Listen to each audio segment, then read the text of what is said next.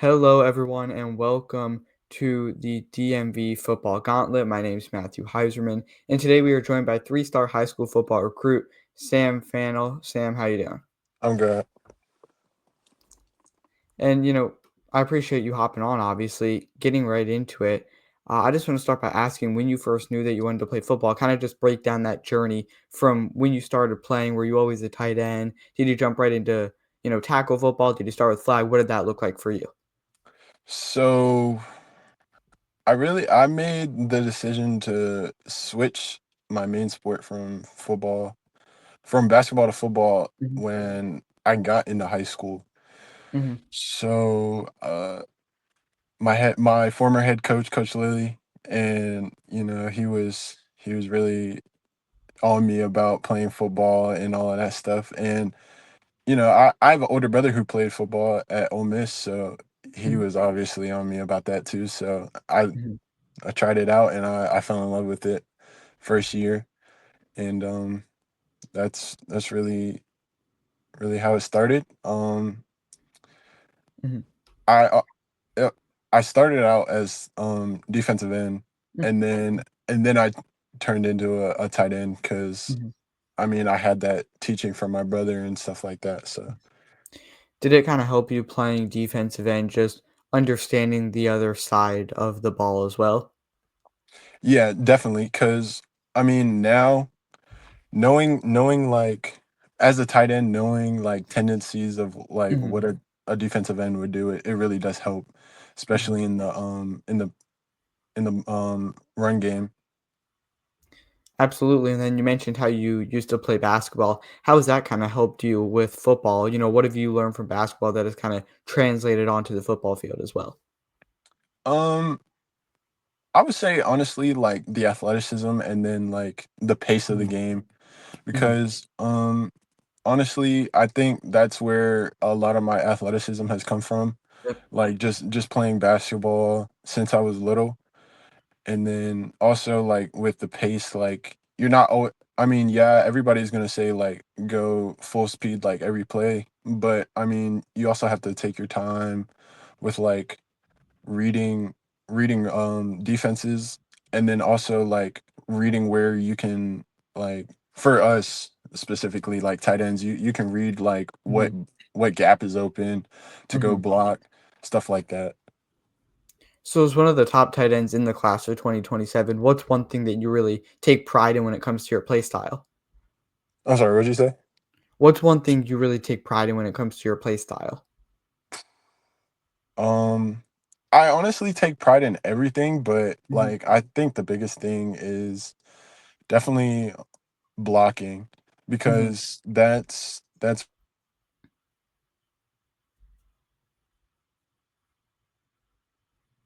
oh, I'm You sorry. got I did no I worries. did I cut out? I'm sorry, Yeah, we but got we got you back. all right. So the biggest thing like with blocking, like I didn't the first year that I started, I didn't really get like that many looks Mhm, as in like passing wise. mhm, So I took I took that as motivation to really like block better, and mhm, it's got me a long way because with a lot of the college coaches, like they know that I'm athletic already, so they want to see if I can do both, and on my film that's what you're going to see. mhm.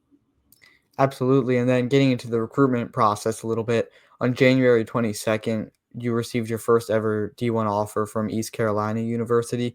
What did Mhm. that offer feel like? What was going through your mind when you got that one? Uh honestly, I was really excited. Mhm, I mean, we were at school.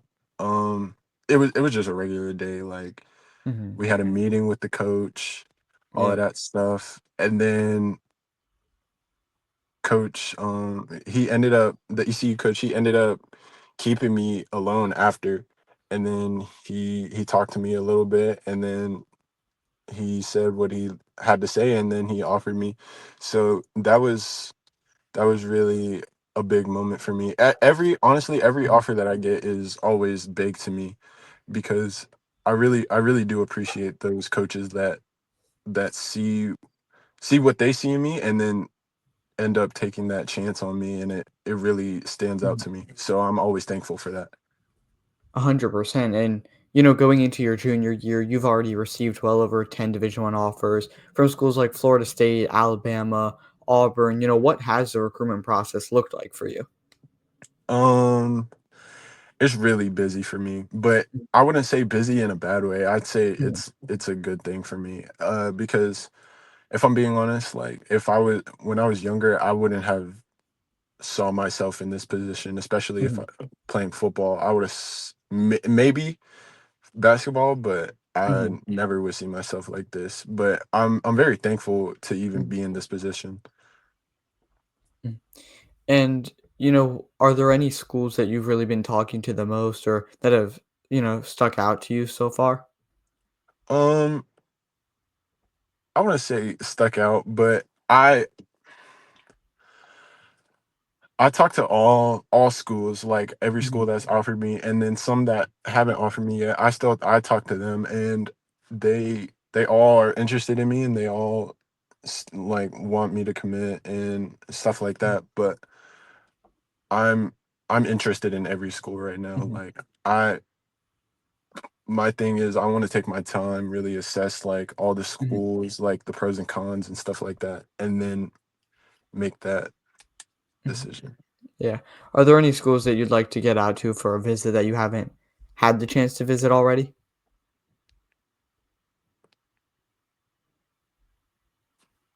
Oh my god. I'm sorry, what'd you say? I cut out again.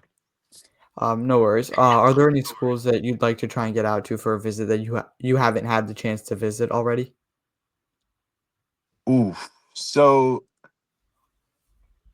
I would say, because when I say Auburn, and then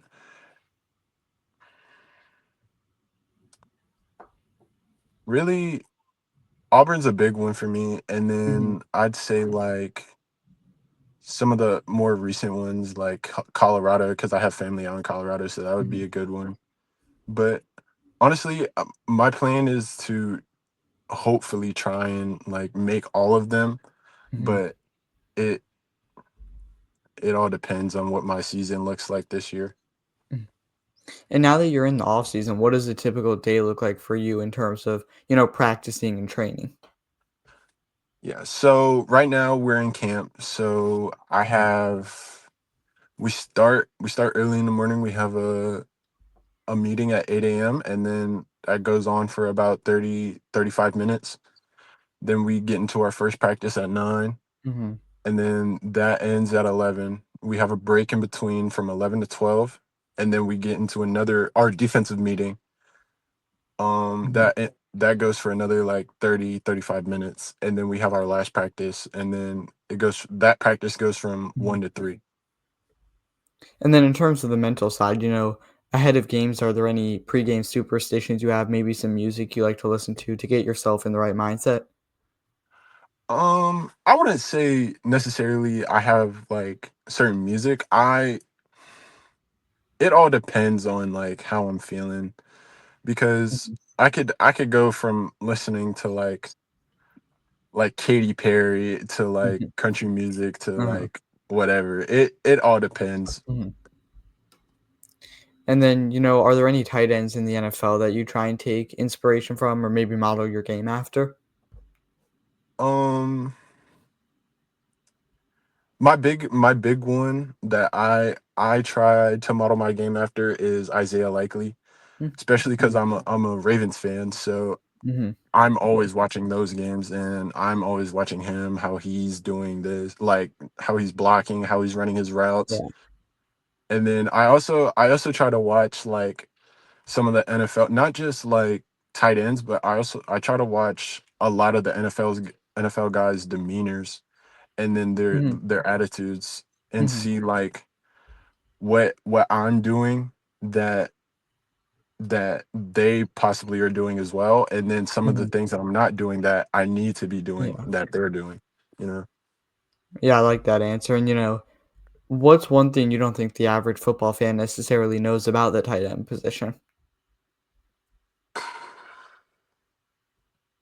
We don't just block. And Mhm, then another thing is we're we're really like a lot of people may not even know what the position is, but really we are a big piece in the offense. mhm, Because if you have a tight end that can, let's say you have a tight end that can only block, that's only going to take you so far. And then if you have a tight end that can only run routes, that's only going to take you so far, you know? So you really, mhm, if you find a good tight end that can do both, it helps teams a lot. It's like you can look in the NFL, like Dawson Knox can do both. mhm. Isaiah Likely can do both. Yeah. Travis Kelsey can do both. Like those guys, and their teams go far in the Mhm. playoffs and in the season. And then, during your final 2 years playing high school football, are there any personal goals as well as team goals that you're looking to achieve? So the big thing for me is I want this year we have a chance to three-peat. So I Mhm, want to win our third state championship. mhm, Then I also want to go undefeated mhm, because I think my freshman year we came really close mhm, and we lost only one game. mhm. Um, and then my personal goals, I'd say I want to win state player of the year in our conference, and then get first team tight end, and then first team all metro in the state of Virginia. Yeah, I love to hear that. I do have one final question to ask before we wrap things up. What's one random fun fact about yourself, just so the people watching can get to know you a little bit better at a personal level? I like to fish and I paint. Mm. I like to paint. Yeah, I love that. Um, Is that something you do before games? um, I want to say before games, like whenever Mhm. I have free time, Yeah. like if we don't have practice or anything, Mhm. I'm out fishing, and Yeah. then I like to like I'll take like at night I'll get my paintbrush and then my Mhm. canvases and then all of that stuff and just start painting, just doing what I do. Absolutely. Sam, I really appreciate you joining me. Is there anything else you want to say to the people watching before we wrap things up? Um, I do. So for me, so you probably didn't know this, but I'm Polynesian. I'm Mhm. Samoan, so it's a big deal for the people from our island to see like people do good in the sport of Mhm. football, especially because in Samoa they don't really get the recognition that Mhm. a lot of us in the states do. So I want to be like an inspiration to them Mhm. and tell them like it's possible. Mhm. Like you can make it. I don't want because some people end up like just not, especially the kids in Samoa, like they like don't believe in themselves or don't have the Mhm. confidence really. But you should always have that confidence and always like think you can make it. Absolutely. I love that, man. And, if you made it up to this point, I really appreciate you tuning in. Make sure you like and subscribe. It's completely free, helps the channel grow a ton. With that being said, we will see you next time.